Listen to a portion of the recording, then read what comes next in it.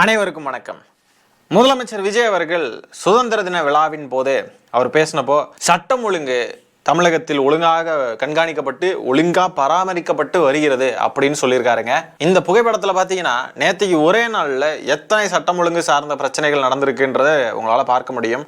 சென்னையில 2 மாணவர்கள் படுகொலை, மூதாட்டியை கொன்று 12 சவரன் நகை கொள்ளை, கோயில் மீது பெட்ரோல் குண்டு வீசி வாலிபர் ரீல்ஸு, 4 வயது சிறுமி பலாத்காரம், பெண்ணிடம் 7 சவரன் தாலி சரடு பறிப்பு, தொழிலாளி குத்தி கொலை, 17 வெடிகுண்டுகள் பறிமுதல். எத்தனை நியூஸுங்க நீங்கள் பாருங்கள். அதில் முக்கியமாக ஒரு நியூஸுங்க, அதை நீங்கள் பார்த்தே ஆகணும்.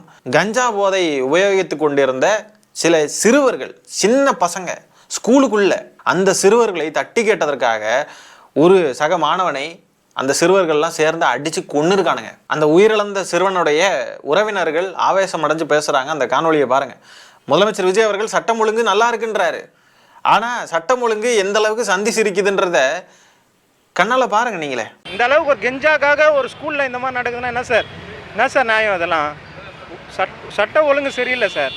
அப்படி இருக்குது சார். ஸ்கூலுக்குள்ளே இப்படி நடக்குதுன்னா வெளியில் நடந்தால் பரவாயில்ல சார். ஸ்கூலுக்குள்ளே கெஞ்சாக்காக ஒரு 30 பேர் ஒரு ஸ்கூல் பையனை, இன்னும் 18 வயசு கூட ஆகலை சார், அவனை அடித்து சாவடிக்கிறானா சார் நிலமை? இதெல்லாம் பாருங்கள். 18 வயசு கூட ஆகலை, அதுக்குள்ளே கஞ்சா ஸ்கூலுக்குள்ளே, அதுவும் ஸ்கூலுக்குள்ளே யூஸ் பண்ணி அதை தட்டி கேட்ட ஒரு பையனை, சக மாணவனை, கூட படிக்கக்கூடிய ஒரு பையனை அடித்து கொண்டிருக்கானுங்க. ஒரு 30 பேர் சேர்ந்து, ஒட்டுமொத்தமாக ஒரு கிளாஸே சேர்ந்து ஒரு பையனை அடித்து கொண்டிருக்கானுங்க அப்படின்னு தான் இது அர்த்தமாகுது. கிளாஸ்னு சொல்ல, கிளாஸில் இருக்கக்கூடிய மாணவர்களுடைய எண்ணிக்கை அந்த அளவுக்கு பசங்க சேர்ந்து ஒரு ஸ்கூலுக்குள்ளே சேர்ந்து போய் அடித்து கொண்டிருக்காங்க. இதே மாதிரி சம்பவம் கோயம்புத்தூரில் ஒரு தனியார் காலேஜில் நடந்துச்சு. ஒரு பையன் வந்துட்டு இந்த மாதிரி போதைப் பொருட்கள் யூஸ் பண்ண பசங்களை வந்துட்டு காவல்துறை கிட்ட புகார் அளிச்சிட்டான் அப்படின்றதுக்காக அந்த பையனை 20 பேர் சேர்ந்து அடித்து கொண்டிருக்கானுங்க. இப்போ என்னன்னா இதே பேட்டர்னில் எத்தனை சம்பவங்கள் நடக்குது பாருங்கள் தமிழ்நாட்டில். விஜய் அவர்கள் ஆட்சிக்கு வந்ததுக்கு பிறகு இதே திருவொற்றியூரில் இந்த சம்பவமும் நடந்தது. திருவொற்றியூரில் தான். இதே திருவொற்றியூரில் ஒரு இளைஞர் இதே மாதிரி கஞ்சா குடிக்க கும்பலை வந்துட்டு கேள்வி கேட்டதுக்காக அந்த பையனை அடிச்சு கொண்டிருக்கானுங்க. காவல்துறை கிட்ட சொன்னதுனால அந்த பையனை அடிச்சு கொண்டிருக்கானுங்க. இதே மாதிரி ஒரு கஞ்சா குடிக்க கும்பல். இன்னைக்கு பார்த்தீங்கன்னா சிறுவர்கள், ஸ்கூல் படிக்கக்கூடிய சின்ன சின்ன பசங்க கையில் கஞ்சா. திமுக ஆட்சியில் இருக்கிறப்ப மட்டும் இதெல்லாம் நடக்கலையா அப்படின்னு கேட்டீங்கன்னா, தாவேக்கா நாங்கள் தான் மாற்றம், நாங்கள் ஆட்சிக்கு வந்தால் சட்டம் ஒழுங்கு அப்படியே நாங்கள் பொத்தி பாதுகாப்போம், இதெல்லாம் வந்துட்டு நடக்கவே நடக்காதுன்னு உத்தரவாதம் கொடுத்தாங்க. அந்த அடிப்படையில் தானே மக்கள் வாக்களித்தாங்க. அதுதானே மாற்றமாக இருக்க முடியும். மாற்றத்தை எங்கன்னு நாங்கள் கேட்குறோம், அவ்வளோதான். திமுக ஆட்சியில் நடந்துச்சு, அதுக்கான நடவடிக்கைகளையும் திமுக அரசாங்கம் மேற்கொண்டுச்சு. ஆனாலும் அதையும் மீறி சில சம்பவங்கள் நடந்துச்சு. ஆனால் இன்னைக்கு கண் திரும்புகிற திசையெல்லாம் இந்த மாதிரி பிரச்சனைகள் நடக்குது. கொலை, பெண்களுக்கு எதிரான குற்றங்கள், குழந்தைகளுக்கு எதிரான குற்றங்கள், பாலியல் வன்கொடுமைகள், இந்த மாதிரி கஞ்சா கேஸு, போதை கேஸு, அது இதுன்னு ஏகப்பட்ட சம்பவங்கள் கண்ணு திரும்புகிற திசையெல்லாம் நடக்குது. திமுக ஆட்சியில் இந்த அளவுக்கு ஃப்ரீக்வெண்ட்டாக நடக்கலை, அதை என்னால் ஷுவராக சொல்ல முடியும். நடந்துச்சு. அதை தானே முதலமைச்சர் விஜய் அவர்கள் குற்றம் சாட்டி இப்படி நடக்குது, சட்டம் ஒழுங்கு பிரச்சனை, சட்டம் ஒழுங்கு சந்தி சிரிக்குதுன்னு சொல்லி தானே ஒரு ஆட்சிக்கு வந்தார். இப்போ ஏன் நடக்குது? ஏன் அதிகமாக நடக்குது? ஏன் நிறைய நடக்குது? முதலமைச்சர் விஜய் அவர்களே சொல்லியிருக்காரு ஆட்சிக்கு வர்றதுக்கு முன்னாடி, நம்ம ஆட்சிக்கு வந்து அடுத்த நொடியிலிருந்து சட்டம் ஒழுங்கு நம்ம அப்படி வந்து பாதுகாப்போம், சட்ட ஒழுங்கை தான் முதல்ல நிலைநிறுத்திட்டு அதுக்கு பிறகுதான் அடுத்த வேலைன்னு சொன்னார். இப்போ சட்ட ஒழுங்கை ஏன் நிலைநிறுத்தவில்லை? ஏன் அவ்வளோ சம்பவங்கள் நடக்குது தமிழ்நாட்டில்? சரி, இவ்வளோ சம்பவங்கள் நடக்குது, முதலமைச்சர் விஜய் அவர்கள் ஏன் போய் சொல்கிறாரு? சட்டம் ஒழுங்கு இங்கே சீராக இருக்குது, நாங்கள் பராமரிச்சுட்டு வரோம், எல்லாம் நல்லா போய்கிட்டு இருக்குன்னு ஏன் சொல்லணும்? ஏன் போய் சொல்லணும்? இப்படியெல்லாம் பேப்பரில் எழுதி கொடுத்துருக்காங்க, அதை அப்படியே படிச்சுட்டு முதலமைச்சர் எல்லாருக்கும் டாட்டா காட்டிட்டு சல்யூட் அடிச்சுட்டு போய்கிட்டே இருப்பார். அவ்வளோதான். அவருக்கு வேற எதை பற்றியும் கவலை கிடையாது. தமிழ்நாட்டில் தினமும் எவ்வளவு சம்பவங்கள் நடந்தாலும் அதை பற்றி கவலையே கிடையாது. முதலமைச்சர் விஜய் அவர்களுக்கு இதை பற்றியெல்லாம் கவலை கிடையாது. அவருக்கு எதை பற்றி தெரியுமா கவலை? தாவேக்க அரசாங்கத்தை யாரெல்லாம் கேள்வி கேட்குறாங்க அவங்களையெல்லாம் நோட் பண்ணு, எல்லார் மேலேயும் எஃப்ஐஆரை போடு, எல்லாரையும் தூக்கி உள்ளே போடு, எல்லாருடைய சமநிலையும் உட, எல்லாரையும் நிலக்குலைஞ்சு போக வை. அதுதான் இந்த அரசாங்கத்துடைய ஒரே நோக்கமாக இருக்குது. சமீபத்தில் கூட எதிர்க்கட்சி தலைவர் உதயநிதி ஸ்டாலின் அவர்களை கைது பண்ணிருச்சு இந்த தாவேக்க அரசாங்கம். நம்ம பார்த்துருப்போம். எதுக்காக கைது பண்ணாங்க? போற்றுதலுக்குரிய, வணக்கத்திற்குரிய, மரியாதைக்குரிய செல்வி திரிஷா அவர்களை ஏதோ இழிவாக பேசிட்டாரு, முதலமைச்சர் விஜய் அவர்களை அவங்க கூட வச்சு ஏதோ இழிவாக பேசிட்டாரு அப்படின்ட்டு கைது பண்ணாங்க இல்லையா? கைது பண்ணி ஒரு நாள் ஃபுல்லாக அலக்கழிச்சாங்க. நல்லா சென்னையிலேருந்து தஞ்சாவூர் வரைக்கும் கூட்டிகிட்டு போய் அலக்கழிச்சிட்டு நைட்டு விட்டாங்க. இப்போ என்ன ஆயிருக்கு அப்படின்னு பார்த்தீங்கன்னா, நயினார் நாகேந்திரன் அவர்கள் முதலமைச்சர் விஜய் அவர்களை தரக்குறைவாக பேசியிருக்காரு. எதிர்கட்சி தலைவர் உதயநிதி ஸ்டாலின் அவர்கள் எங்கேயுமே அந்த போற்றுதலுக்குரிய, வணக்கத்திற்குரிய, மரியாதைக்குரிய அந்த 3 எழுத்து நடிகையுடைய பெயரை உச்சரிக்கவே இல்லை. அவர் எதுவுமே சொல்லலை. எங்கே தண்ணி வருதோ இல்லையோ அங்கே தண்ணி வரணும்னு காவிரியே சொன்னார்.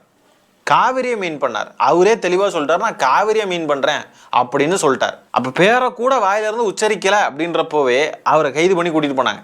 இப்போ நயினார் நாகேந்திரன் அவர்கள் முதலமைச்சர் விஜய் அவர்களுடைய பெயரை மென்ஷன் பண்ணி அவரை தரக்குறைவாக பேசியிருக்கார். அந்த காணொலியை நீங்கள் பாருங்கள் ஃபர்ஸ்ட்.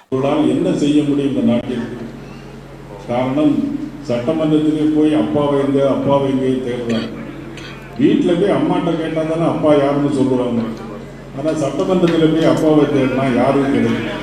இப்படிப்பட்டவர்களுடைய ஆட்சி தான் இன்னைக்கு நடந்து கொண்டு. அவர் என்ன பேசுகிறாருன்னு புரியுதா?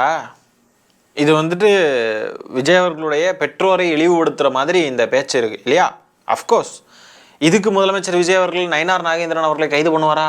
உண்மையிலேயே இந்த அரசாங்கத்திற்கு திராணி இருந்தால், முடிந்தால் நயினார் நாகேந்திரன் அவர்களை கைது பண்ணிட்டு பார்ப்போம். எதிர்கட்சி தலைவர் உதயநிதி ஸ்டாலின் அவர்களை எப்படி அலக்கழிச்சாங்களோ, எப்படி டார்கெட் பண்ணி எப்படி கைது பண்ணாங்களோ, வீட்டுக்கு போய் இன்டென்ஷனலி இழுத்துக்கிட்டு போனாங்களோ, அதே மாதிரி இந்த அரசாங்கம் நயினார் நாகேந்திரன் அவர்களை ட்ரீட் பண்ணுமா? அப்போ போற்றுதலுக்குரிய, வணக்கத்திற்குரிய, மரியாதைக்குரிய அந்த 3 எழுத்து நடிகையை ஏதாவது பேசிட்டாங்க அப்படின்ற மாதிரி இருக்குது. அதுவும் டைரக்டாக பேசலை, பேசிட்டாங்க அப்படின்ற மாதிரி பல பேர் அதுக்கு நரேட்டிவ் செட் பண்ணி அது அப்படி ப்ரொஜெக்ட் ஆகுது அப்படின்னு இருக்குது. அப்படின்றப்போ சம்பந்தமே இல்லாமல் எதிர்கட்சி தலைவர் உதயநிதி ஸ்டாலின் அவர்களை கைது பண்ணாங்க. ஆனால் இங்கே நயினார் நாகேந்திரன் அவர்கள் டைரக்டாகவே முதலமைச்சர் விஜய் அவர்களுடைய பெயரை சொல்லி அவருடைய பெற்றோர்களையும் மென்ஷன் பண்ணி தெளிவாக சொல்கிறார். உங்கள் அப்பா எங்கே நீங்கள் சட்டமன்றத்தில் தேடிட்டு இருக்கீங்க, உங்கள் வீட்டில் போய் உங்கள் அம்மா கிட்ட கேட்டால் தானே தெரியும் அப்படின்னு சொல்கிறார். இவரை இந்த அரசாங்கம் கைது பண்ணுமா? கைது பண்ணாதா? கைது பண்ணாது. தைரியம் இருந்தால், திராணி இருந்தால், உண்மையாலுமே பாஜகவை கொள்கை எதிரி நயினார் நாகேந்திரன் அவர்களை கைது பண்ணினால் வரக்கூடிய விளைவுகளை எல்லாம் நாங்கள் சந்திக்க தயாராக இருக்கிறோம். குற்றம் யார் செஞ்சாலும் குற்றம்தான், தவறாக யார் பேசினாலும் தவறுதான் அப்படின்னு சொல்லிட்டு இந்த அரசாங்கம் நினைக்குது. முதலமைச்சர் விஜய் அவர்கள் நினைக்கிறாருன்னு சொன்னால் நயினார் நாகேந்திரன் அவர்களை கைது பண்ணி காட்டட்டும். அப்போ நம்ம நம்பலாம் இந்த அரசாங்கம் நியாயமாக நடந்துக்க ட்ரை பண்ணுறாங்க அப்படின்னு நம்ம புரிஞ்சுக்கலாம். ஆனால் நியாயமெல்லாம் என்றைக்குமே இவங்க நடந்தது கிடையாது. அவங்களுக்கு ஒரு நியாயம், மற்றவங்களுக்கு ஒரு நியாயம்.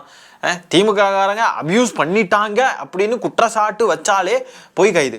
ஆனால் தாவேக்காரங்க அப்யூஸ் பண்ணுறானுங்க, மார்க் பண்ணுறாங்க, இப்படி பண்ணுறாங்க, அப்படி பண்ணுறாங்க, எல்லா ஆதாரத்தையும் எடுத்துகிட்டு போய் கொட்டி காட்டினாலும் ஒருத்த மேலேயும் எஃப்ஐஆரும் கிடையாது, அரெஸ்ட்டும் கிடையாது, ஒன்றும் கிடையாது. இப்போ நயினார் நாகேந்திரன் அவர்கள் இப்படிலாம் பேசியிருக்காரு.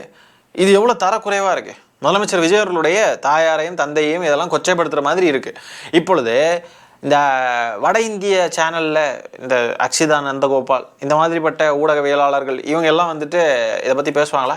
ஜேர்னலிஸ்ட் அப்படின்னு சொல்லக்கூடியவங்க, அப்புறம் நம்ம குபீர் அகமது ப்ரோ இவங்கெல்லாம் இதை பற்றியெல்லாம் பேசுவாங்களா? இதை பற்றி ரைட்டப் எழுதுவாங்களா? இதை பற்றி பேசுவாங்களா? ஒரு முதலமைச்சர் இப்படிலாம் பேசலாமா?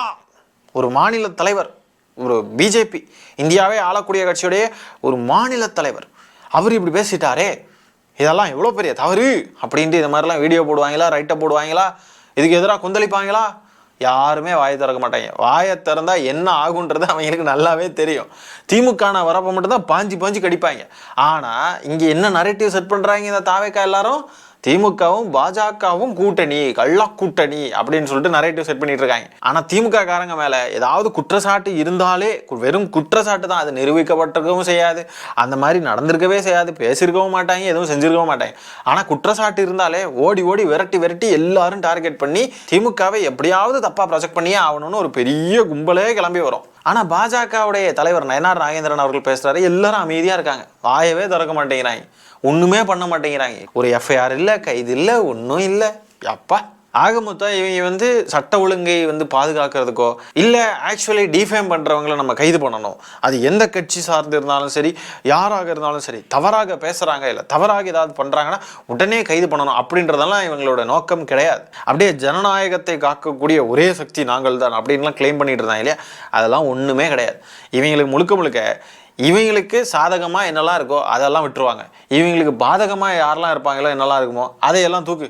அவங்க தப்பே செய்யலைனாலும் எல்லாரையும் தூக்கு, ஒரு சின்ன வார்த்தையாக இருந்தால் கூட தூக்கு, கைது பண்ணு, எஃப்ஐஆர் போடு அப்படின்னு சொல்லிட்டு அலக்கழிக்கிறது, முடக்க நினைக்கிறது, இந்த மாதிரிப்பட்ட செயல்கள் தான் தமிழ்நாட்டில் நடந்துக்கிட்டு இருக்குது. இதுதான் மாற்றமா? இதுக்கு பேர் தான் ஜனநாயகமா? எப்படிதானோ தெரியல. வெக்கமே இல்லாமல் சட்ட ஒழுங்கெல்லாம் நல்லா இருக்குன்றாங்க, நாங்கள் தான் ஜனநாயகத்தின் காவலர்கள்ன்றாங்க. வெக்கமே இல்லையா, வெக்கமே இல்லையா? நயினார் நாகேந்திரன் அவர்கள் இப்போ எப்படி பேசியிருக்காரு, தாவேக்கா ஆட்சிக்கு வர்றதுக்கு முன்னாடி என்ன பேசியிருக்காரு தெரியுமா? முதல்ல விஜய் அவர்களை த்ரிஷா வீட்டில இருந்து வெளியே வர சொல்லுங்க அப்படின்னு இந்த வார்த்தைகளை அப்படியே உபயோகிச்சார். நயினார் நாகேந்திரன் அவர்கள் தொடர்ச்சியாக இந்த மாதிரி பேசிக்கிட்டு தான் இருக்காரு. அதுக்கெல்லாம் எந்த நடவடிக்கையும் எடுக்கவே இல்லை முதலமைச்சர் விஜய் அவர்கள்.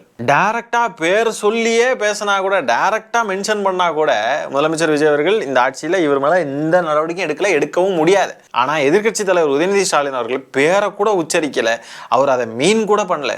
அவருடைய நோக்கம் அதை பத்தி பேசுறதே கிடையாது. அவர் பாட்டுக்கு அந்த ஃப்ளோவில் சொல்லிட்டாரு. இடையில எவனோ அங்கிருந்து கத்துனா, அந்த பேரை சொன்னான், 3 எழுத்து நடிகை, அந்த போற்றுதலுக்குரிய, வணக்கத்திற்குரிய, மரியாதைக்குரிய அவங்க பேரை சொல்லிட்டான். உடனேயே கைது. தாவேக்கா கட்சிக்காரனுங்களே முதலமைச்சர் விஜய் அவர்களுடைய மனைவி இருக்காங்க இல்லையா, அவங்கள அவ்வளோ கேவலமாக, அவ்வளோ கொச்சையெல்லாம் பேசினானுங்க தாவேக்கா காரனுங்களே. அவனுங்க மேலே கூட வழக்கு பதிவு கிடையாது. எதை நோக்கி செல்கிறது இந்த நாடு? பெருமை அடைங்க.